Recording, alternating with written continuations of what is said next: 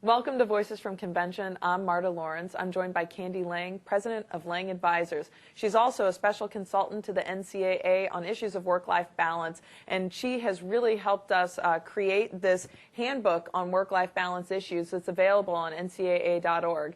Candi's in town this week to talk about work-life balance issues in a menu session, and so I wanted to invite her here to kind of share some of her thoughts. Hey, Candi, thanks again for joining us. Thank you. Happy to be here. Yeah, so you're going to be on this panel discussion later today talking about work-life balance. Can you give me a sense for what you're going to discuss? I'll be glad to. We actually have two sessions. The first session in the morning is about how to find your own work-life balance in a 24/7 environment. And so we're going to talk about what does work-life balance mean in today's environment, what are some of the factors that contribute to that feeling of being out of balance, and then what you can do to make a difference. And there are things that you can do even in a workaholic job.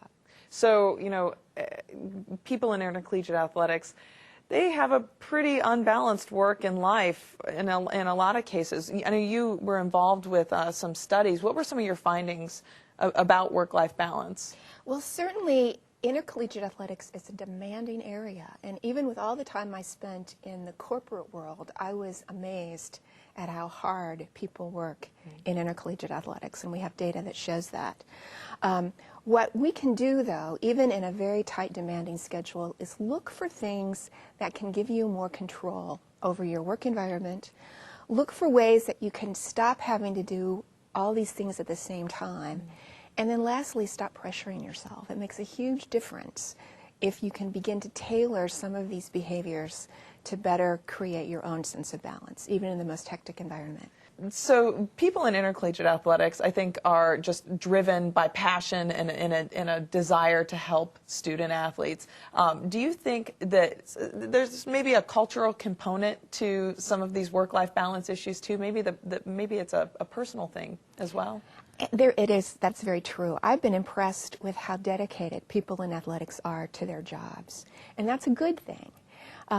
I think the issue is how to take that energy and allow people to have both a sense of good work ethic and a winning environment and pay attention to personal life.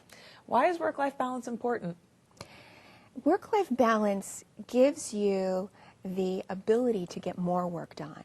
By having balance in your life, you have energy that you can contribute to work, knowing that your home and personal responsibilities are also being taken care of. It really is a good thing for both the organization and for the individual to encourage work-life balance. Right.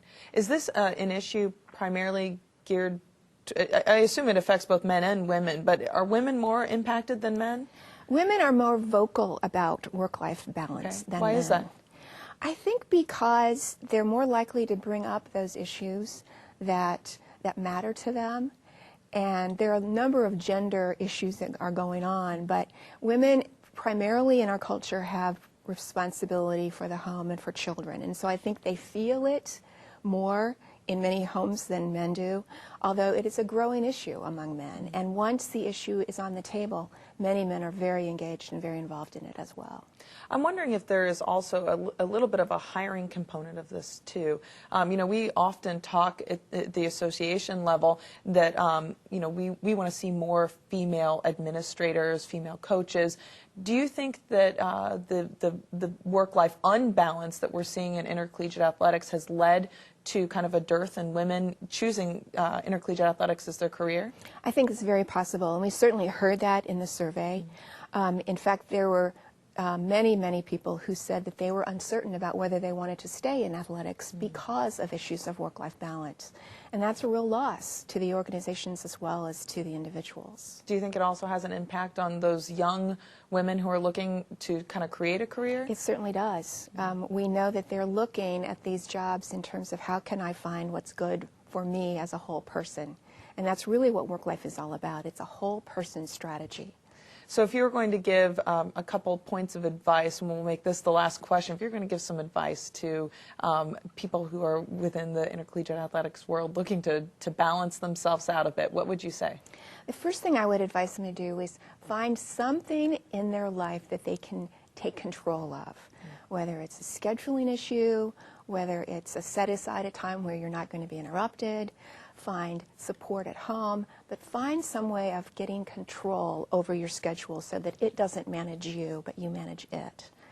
And then the other thing I would say is take a look at where the pressure is coming from and how much of it is coming from within yourself, within the individual, and then do something about that. Right, right. Well, it certainly is a very important topic and one that we're going to be tackling, I think, for a while. So thank you for doing this handbook and working so hard. I know that there'll be many, many more tips for those people who are interested in finding them out. So, for all of you out there, make sure to log on to ncaa.org to read more about these very important issues. Candi, thanks for joining me Thank you, again. Marta. And thank you. Don't forget to check out more Voices from Convention on ncaa.org.